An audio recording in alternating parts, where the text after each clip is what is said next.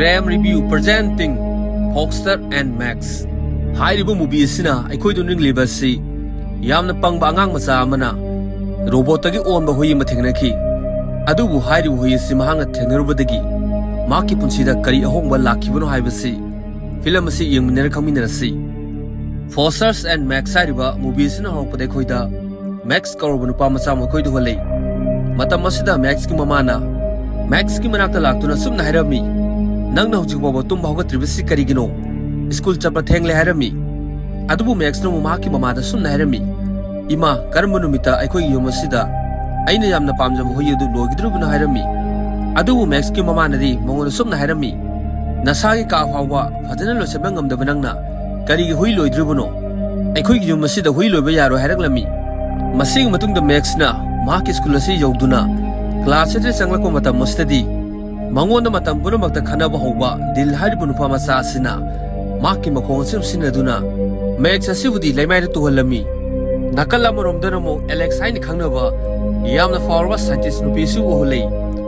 matam asida Alex na maki mamangda masamang na samjaba neno box asibu mahaki mamangda leriba music stage jenganduna makhan makhan gi robot kyama bo olhanduna mahang sumna hairami aina semliba robot asi aikoi sangsas te yamna kana ba thabak kya torokudrubani hairami amuk sumhangna muhammad sileiba music sida sumna hairami aina tawriba project asida makha tana phajana tawnabagi sarkar na igonda paisa myam su kaitharaklagani hairami atopa building amadana mo yamna forba geng nupa mo holei mahaki maming su myron koromi matam astadi myron ge manakta mahaki team amana laktuna sumna hairami scientist election hojik neurobot na semba makhan makhan on mangamba robot adu aikhoina hojik kuranduna porpa tarabati aikhoina robot sim aduna tonga tonga bank ya dagi paisa myam su kuran ba yaragani haraglami adudung mairona market team asida sum hairami hoi na khoina hairiba sing adu yamna chummi karugumba khoi khutta neno borna saba robot adu phangba tarabati aikhoi ge thabak khudimakta loina komlagani hairami amuksu mairona market team asida sum hairami nero board ke cylinder du huranabagi aikoi gi jamna hitoi singtoiba gecko hairibu nupa adu koro hairami masing matungda mairong ge team asina gecko asibudi LS ki building asida neno board jawba cylinder si huran mathaраglami mahangna building asi jaro matung asitadi neno board jawba cylinder mayam lerami adudagi gecko na cylinder si huralage haiduna cylinder thamliba machine asibu on tawa matam asitadi mahaki manakta guard ama changaglami asina maram moibna gecko si Muhammad se lord kirami tanja aste de gecko na neno cylinder jawba device asibudi on torom basina maram moibna device asi maton ma control lami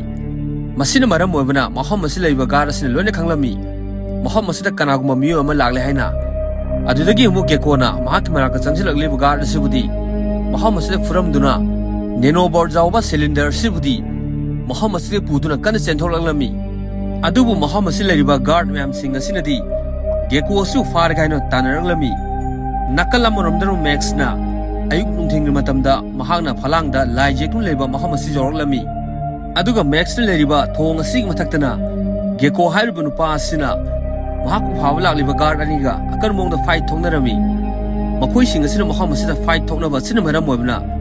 gecko na huran nung porpa neno board jawba cylinder sibudi Max na leriba Muhammad si taraglami adule Max na mu cylinder sibu khunduna mahagna sumna khalami hairiba cylinder asidi laijek pokhorpagi rangbu jawba cylinder ni haiduna mahaki mamang leiriba falang asida hui ma mahang jekpa horaglami adubu mahang hui asi yekpa horpa tarabasu mahaki wakhanda hui yekke haina khanba sin maram moibna hui asi masa matun jagalami masin maram moibna Max asi jamna anga kong faromi aduga mu Max leiriba thong asi mathaktana mu gecko na guard ani sibudi Muhammad se furamduna mahakti Muhammad se kan chendu laglami nakalla moromdanu Max na pairiba cylinder si luraglami masina maram moibna mahagna cylinder sibudi Muhammad se langthokirami tanja astadi Max ki manakta gecko laktuna mangondagi takiba cylinder sibudi mahagna khunduramu Max ki manakta ki chakhirami masing matungda Max su Muhammad se chakra matung asitadi Max ne yeglamba hui asidi phalang asidi thoraglami kari ki thorak libano haribasu mahagna cylinder du de ka ki spray du neno board nga to oiba robot nga to oirami masina maram moibna neno board asina hui asib order Muhammad se thorak libani Nakal amarondam gekona mahang pudu lakliba neno board jawba cylinder sibu Myron the Peter sum nairami aina cylinder sibu porak labni hairami adudigi Myrona high cylinder sibu nick to the yumata study cylinder sig manum the karim the jarum de asina maram obno Myrona geko the sum nairami geko nang na porak liba cylinder si owner of male cylinder sig manum the neno board amata yaw the hairami masina maram obna geko sujam na anga pom farami Nakal amarondam Max na mahaki mayum tamna halakwa matama study neno board ki on ba robot ki hui asina Max ki maning da adum 2 minute ne dun laklami adu robot all bo hui asina Max ki maning da leiba dustbin amada thenglu ba sina maram moibna dustbin asi tu khirami madudagi Max na mahaki maning da kari laige haiduna jengtholokwa matama study hui asidi masa matomno mang khirami masina maram moibna Max na sumna khalami mahaki maning da kanagum miyo amana tanara ko male haina khanduna mahakti mayum jawna kana chengkhirami aduga hui asichu Max ki matung inadun laklami scientist Alex ki building asidana mu maka thabak tawmina ba miyo kya amana makhoi gi nano board asi matau karamna khuran khibruno haina check tawdun lerami amuk se Alex na sumna khalami aina suk checkshana thamliba board asibu matau karamna khuran duna chakhribno hairami tanja study Alex ka thabak tawmina ba nupa amana Alex sumna hairami akhoi guard sing aduna khuran bala ku nupa du far gaina tawba matam adudadi khuran mu nupa du yamna haitoi singtoi badun maram moibna akhoi gi nano board jawba cylinder du budi khuran badun pudun chen kharami adude Alex na mu mahaka thabak tawminer mun pas sumna hairami nano board adu ai isamak samjaba robot lamani maham asida police korpagi daga oide aina nano board adu isa itomna thigine hairami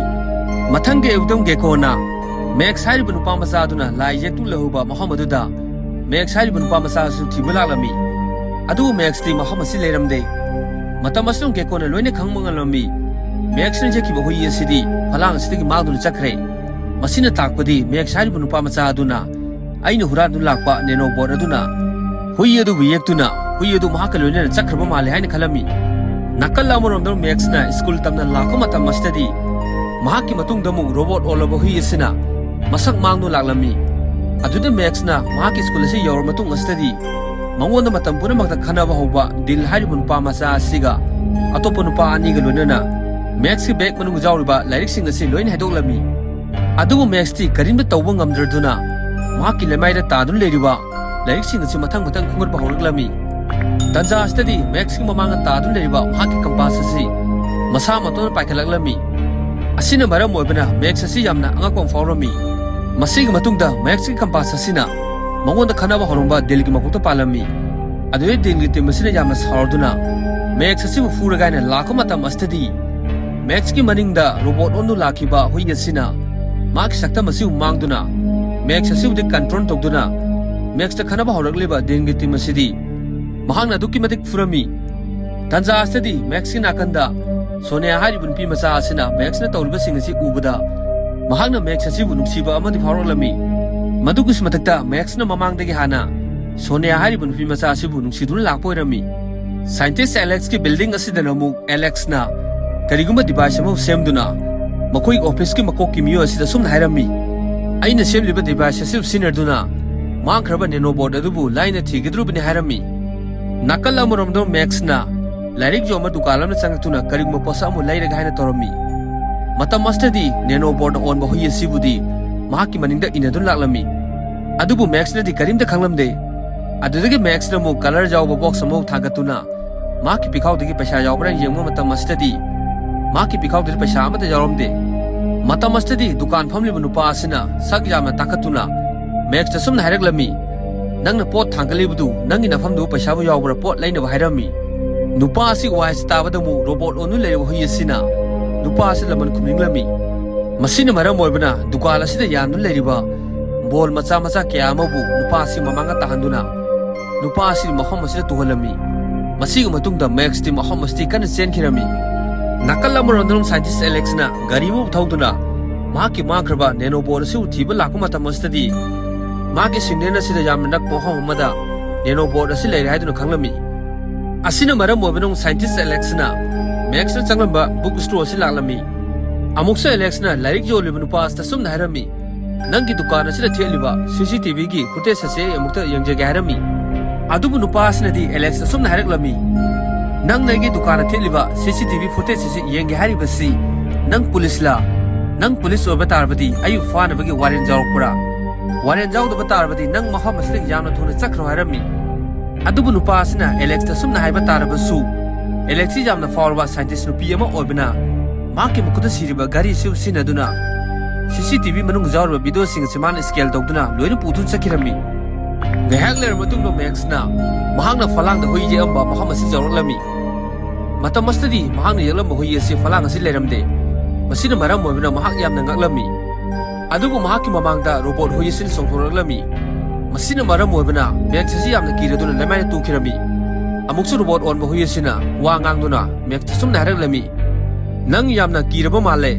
nang ki ganu aina Muhammad si lak libasi nang ki mateng pangba lak libani nang na ngon hairing bahayu ai loina tawge harami adubu Max na di hui si ki mong si ubada yamna ki jaraduna mayum tana chelaktura mahang sumna khalami aina hojik thainar ko hi dubu karama makhan gi hoino haina khanduna mahak phamung asig matak heptu lerami tanja stadi neno born on ba hui si Max ka si laklami amuk su hui sina Max sumna harami ai si neno born on ba hui ni nang na numit ni gi mamangda falang amada spray ma kaptuna aibu yekhibadu spray du atai karimte nate neno borni masina maram moibana ngasi haribu numit asidagi matam punamakta aina nangi mateng pangdrubini harami matam asida Max loina ningsinglai mahang school aduda mahaki marup dian ki team phurkibadudi mahaki pawana phobunate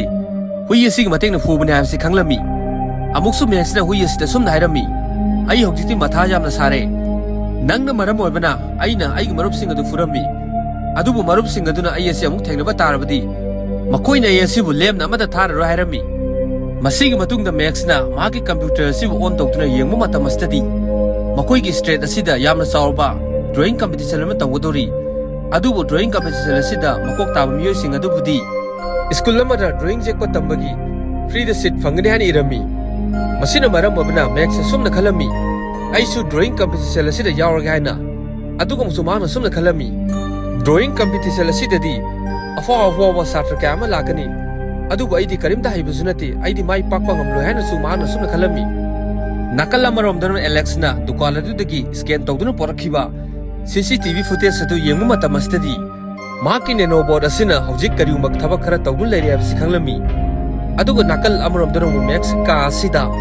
robot hui sina Max computer sida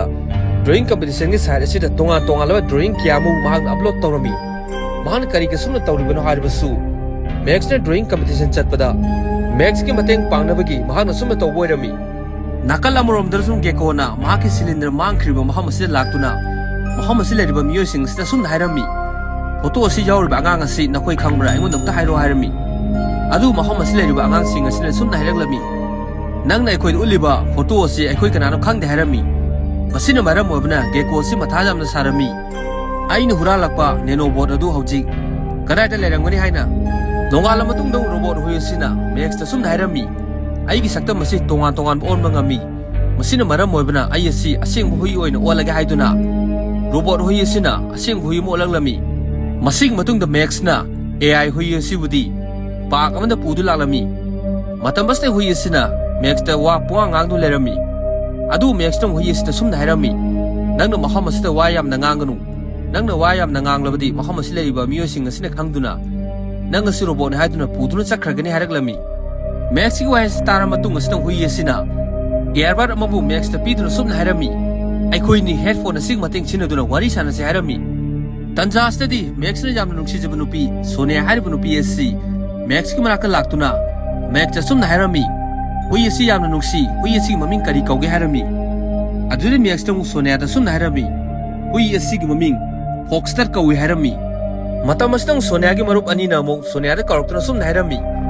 hojing matam yamna thengle ekoi chatlase hairami asina maram obnong Sonia na Max ta sumna hairami ekoi hojing art festival chakadori mathang namuk thengrase haiduna Sonia ki team asidi Muhammad si tharoktuna art festival jawba satkirami adude hui asina Max ta sumna hairami Sonia na sakra matung asida nangi heartbeat asi yamna tablibsi karigino nangna Sonia asibu nuksibira hairami adu Max na mu hui asida sumna hairami Sonia hari nupi asidi aigi matam punamakta khanadu leiba din haribu nupadu gi girlfriend ni kariguma dilna Sonia se aina pame haina khangkiba tarabadi din gi tim maduna ai asibu soidan furakani harami masig matungda makoini ne sum lakha matam mastadi Alex hariba scientist nubi sina Max ki matung inadun laklami amukse Alex na mahangna semjaba nome asi puthokuna mahaki nanobot na on ba hui asibu deactivate tawrage haduna kaplaga na tobu matam asida Alex na wasum na khalami hui asi aina hoji deactivate tawkhiroi aigi nanobot na on ba hui asibu experiment tawboina Max ko chatuna laikhisinu haiduna mahangna nanobot na on ba hui asibu deactivate tawgi taromasi tokhirami Max amati hui asina mu makoi mem jorok matam asida hui asina Max ta sumna harami Sonia na art festival chaki mahom maduda aikoi ni su chanusi Sonia na nonda haramli wahai dun takpadi nangsu festival adu lau hairi bani harami masig matungda Foxter amadi Max makoi ni na art festival asi laktuna Foxter na Sonia se uthirami matam astadi Sonia gi mamangda din hari bun pa masa asina dance fadana tawduna Sonia si bud harawalami asigmo mayam si ubana mu Max na Foxter sumna harami Muhammad Sidiki Hankrasi ay wakan jamana nungai tra harami adu hui asina mu Max ta sumna harami nang ay galona na Muhammad madasa silaw nupi na mataw karam na nang ngahon gina habisi ay nuloy na khangi haiduna Foxter hay hui asina Max asibudi kaabda pudu laklami amuk su Foxter hay hui asina maki powership sina duna Max asiu fajarab dress ka ama set padanatana stylish ama so helami adu ki sumatakta hui asina maki nanobot kharasu Max ta hapsalami masig matungda Max na Sonia lady Muhammad si laktuna nanobot gi mateng lauduna Muhammad si spray am paiduna yamna fajarba painting ama jeglami maki mo si ubada Muhammad si lady ba miyoi sing asi yamna anga kong faunarami madugi simatakta Sonia na su Max en tawriba si ubada wakan jamna nungairami ngahak ler matungda mu Max na jegliba drawing asi loirami adudagi Sonia na Max na jegliba si yengmu matam astadi atai karim to oramde magi saktam oirami masina maram oibna Sonia si amna harau jarami matam astadi art festival Muhammad sida geko haribu nupa asina diary ma polaktuna din gimla ka jangalami amuksu geko na mahangna pariba diary sida Max na sign tawromba sibu den da jengaduna sumna harami den Max haribu nupa masadu nakoi na khangbra harami matam astadi Max haribu nupa masa asidi den ge jegnaba asina maram oibna den na Max ki maramda geko du loina haidoglami nakal amorom duna mu Sonia na mahaki ayakpa saktam amu Max ta jengaduna sumna harami aigi saktam asi nangna yakhibra harami adude Max na ikara duna Sonia ta sumna harami hoi drawing ase ina yakpani harami Max ki wai ase tar matung astam Sonia na Max asi ujam nungsira konsanduna Max ta sumna harami aina nangu nungsi harami masig matungda Max na hui asi puduna mayumda changle gaina tawu matam asida Max na mu hui asi ta sumna harami aigi mai pade yumda hui lobe jate masina maram moibna nang yamna thuna mangu hairami masina maram moibna hui asi Muhammad Sidiki mangkhirami adubu hui amadi Max na tawriba sing asidi geko haribu nupa asina loina jengdu lerami masina maram moibna geko na sumna khalami neno borna on ba hui asidi mang sungam haina khalami madude Max na mu makoi yum masing manunga changlako matam astadi maki mama pa ji khanadu lerami amuksu Max ki mapana mangon sumna harami akoi yum masi atopa city amda honglagani harami adu Max nu mapana sumna harami aidi atopa city amda hongma ngamloi hongningba tarabsu noi hongmo haiduna Max si jamna sauduna makki mai musli kana chendu laklami adu Max ki mapana di Max na cheliba sibu fare gaiduna tandru lakko matam astadi Muhammad sida gari ma kana thoroktuna Max ki mapa sida thomduna Max ki mapa sida lemai sida wanthakirami nakal amram geko na hui asina thamlamba nanobot machet ani mu fanglami nakal amramdro Max ki mamana maki mapuro basi gari na thomkhre mating amuda pangbi hadon laugdu lerami mama gi wais tabda Max achi wakhan jamna nungairamde adude geko no mahan khulakpa nanobot machet ni su mairong mrak pudu laklami masing matungda mairona nanobot asiu jengduna geko da sumna harami aikoi su asigumlaba nanobot machet ni siu sinaduna tongan tongal ba singjamlaba nanobot kya ma sase harami hospital asidana muk doctor sina Max amadi maki mama da sumna harami nangi na puro ba si hoji khudong thibri thoklaroi adub numi kharani di hospital sida admit tawdaba yarro harami masing matungda Max na hui asigum rakta laklami amuksu Max na hui asida sumna harami aigi padu gari na thomdring matamaduda Nangna karigi mateng pangdribuno hairami. Adubu hui asinu Max ta sumna hairami. Aidi nangi natung inadun lakpani. Nangi napa amadi nangna lambi do kana chen maduda. Aisu nakoi family da jet pamdabadagi. Aina changlaktabani hairami. Hui asigu wahestabada Max si yamna sauningraduna. Mahaki manakong haliba yarbar asibu hui asida thomjanduna sumna hairami. Ngasi hairibu nubit asidagi nang gaiga marup oidre haiduna Max ni Muhammad chatkirami. Max na chakra matung asida hui asiji wakan jamna nungaitraduna mahaki saktam asi Muhammad sida mangkirami. Nakal amorom dong mairona geko da sumna hairami. Max hairibu nupa masadu Muhammad sida jamna thuna fadu lau. Aikoina Muhammad sida masing jamlaba nenobor semna bagi hairami. Adubu geko na maironda sumna hairami. Max hairibu nupa masadu di mahaki Muhammad hui adu matau karma lakibano haibusu mahakti khangjaba nate. Aikoina karigi Max hairibu nupa masadu fadurbuno hairami. Adubu mairona di muk geko da sumna hairami. Ai adu da khangdi Max hairiba nupa masadu bu yamna thuna fadu lau hairami. Adubu geko su pilot duna Muhammad se tholalami. Geko na chakra matung no mairona mahaki marakta leriba nupa asta sumna hairami. Nangsu geko gi matung inaduna mahanga tawriba thabak singadu munna seno hairami. Hospital asida no Max na mahaki mapagi marakta sanchan matam astadi mahaki mapana maonda sumna hairami. Aikoina atopa city amada hongane haibadu amu hanna honglaroi. Madugis matakta mathangda aikoina thaba ama tawge haiba tarbati ichanupa nanga hana tanagani hairami. Masig matungda Max na hui asig manaka lako matam astadi hui asidi machi lengdabida famdu lairami. Adude Max na hui asida sumna hairami. Mamanga thokiba singadu nang hojiti loina kauthollo. Adubu taibang miyobada garigumba khudongthiba ama tholakadaba tarbadi nanga taibang miyobase hana kangadabani. Atoba thabak amada tawba yade hairami. Tanja astadi Soniasu Max ki manaka laktuna Max ta sumna hairami. Noi baba sokpadu farabara hairami. Sonia gi waise tabada Max asi yamna haraujraduna Sonia da sumna hairami. Hoi haujite khoi baba du karim tawdra hairami. Amuksu Max na Sonia da sumna hairami. Din ga nanga koina bra hairami. Adubu Sonia na diu Max ta sumna hairami. Ai din ga karim da koina de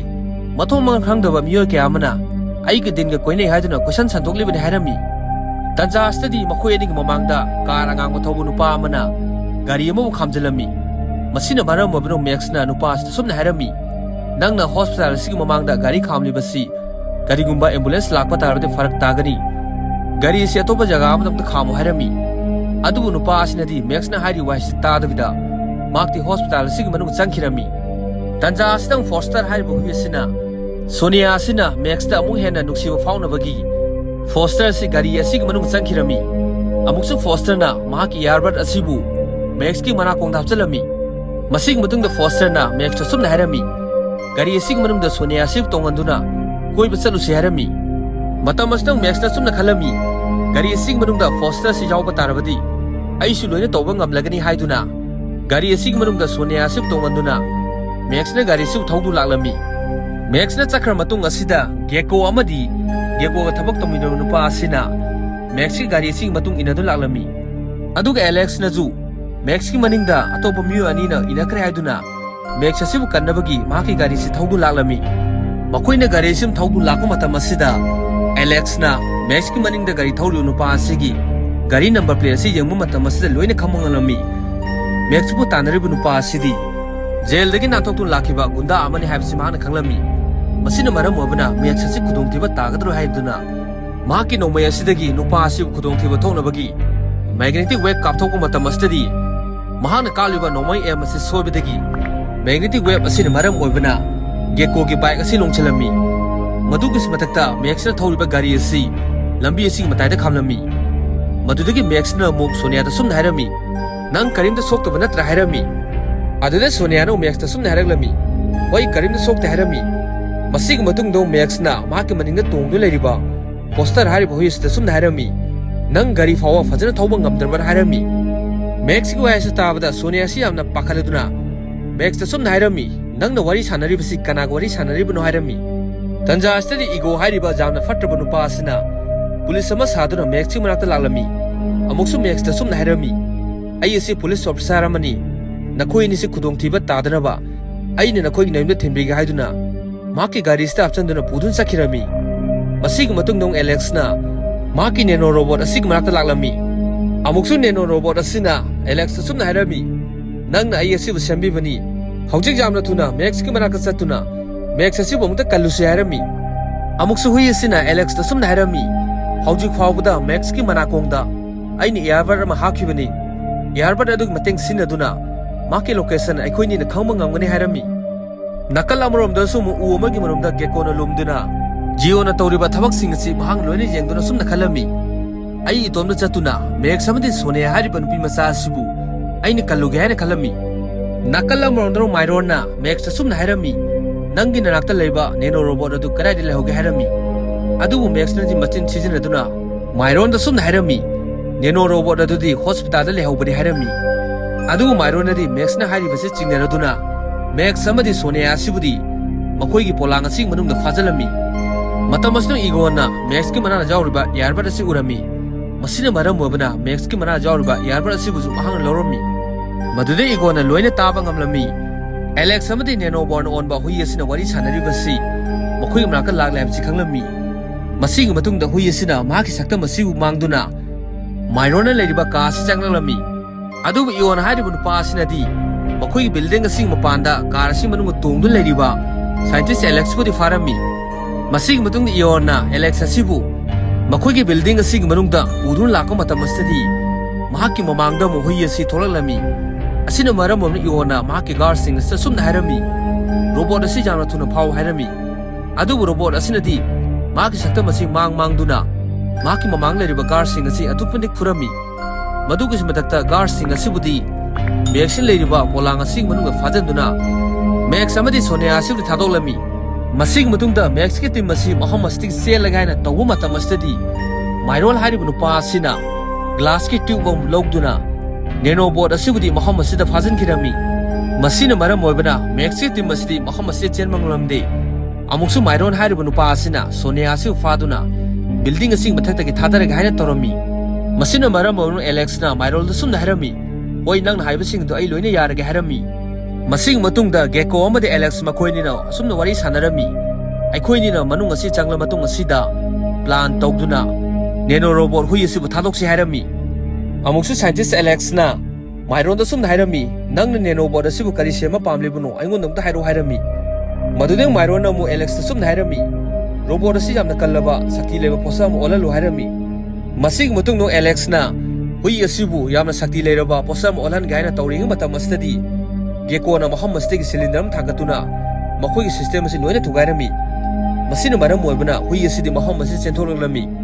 Madugi simatakta Mairong ti masi matang phurami. Matamaste Mairol na Sonia haribu nupi masa asibu building astegi langthakirami. Tanja astedi hui asina mak sakta masi mangduna Max ki masa manung changkirami. Masing matungdong Max na Mairon asibu maham asida maichi firami.